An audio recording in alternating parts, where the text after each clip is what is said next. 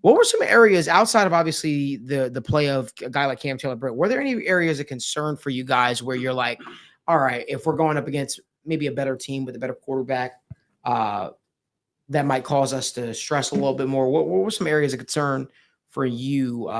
Cole, we'll start with you, man. Yeah. I'd probably say right now, I mean, I feel like our our secondary, our defensive line, our linebackers. I think our linebackers have been pretty much consistent for the whole, pretty much this game and the whole year. But we have to get our communication down. Yeah. I think between our secondary and our defensive line, get pressures, help out both areas, because that'll also give us a little bit more. It'll give us less time on the field with our defense, and our offense will get a little bit more opportunities as well. And then I think, what we're going back to, offense too, or just defense? Or both. It could be in either. Okay, for offense as well, I think we have to continue with the run game.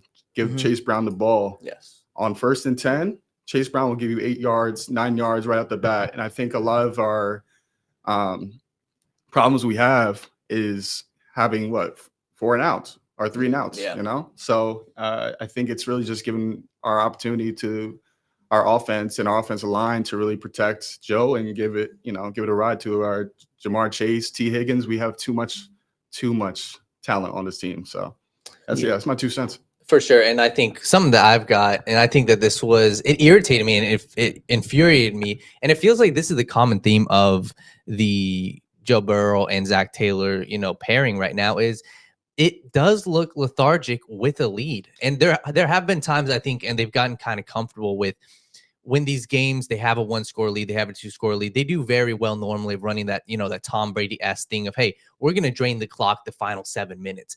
But there's been times, and I think, to your point, Cole, about the 3 and outs, I think that's a common trend with this team. And that's what concerns me, right? And that's when I project into the future, hey, how are you playing with the lead? They did good, with at points in the Chiefs game, but even look at that game when Joe Burrow fumbled, they had that game in their hands. So I think that's one of my biggest concerns, whether that's, play calling or even going back to Joe Burrow on him not pushing the ball down the field when they are up 2 scores. And that's what concerns me. So I think all around that's probably my biggest concern, because that's not something that, has been happening just this season. So when I look at the Bengals and how do you get back into the playoff picture, how do you project yourself deep into the playoffs? It's, you got to play with the lead at times, and you could lose this season very quickly. If this wasn't a team like the Panthers could have came back and won this game. And the Bengals got the win, but all around, I think that's probably my biggest concern right now. But something we've always said, right? Great quarterbacking, can overcome bad coaching. And we've got to see that Malik from Wright. At Malik Wright, quoted from Malik Wright many, many, many times. Unless your name is Aaron Rodgers. Yeah, no, this is fair. But I mean, quite frankly, to be honest, he hasn't even looked great. And I think that's what the season's going to come down to. Can Joe Burrow consistently play great?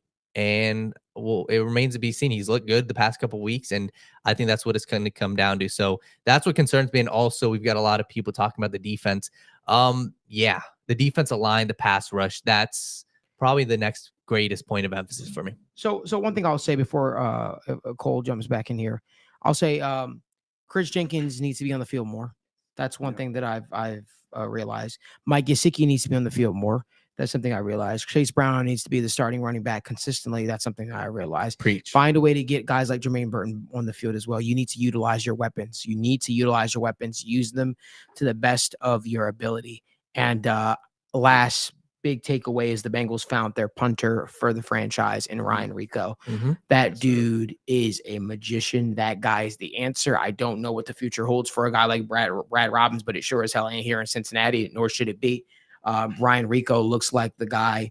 We saw him hit an 80-yard punt this season. We saw him hit a 67, a 68. It looks like the best punter in the league. 63. Huh? It looks like the best punter in the league, quite frankly. He doesn't look like he is the best punter in the league right now. And I think that's something the Bengals should be very, very happy with, especially for the simple fact that this is an area of focus for this team for quite some time.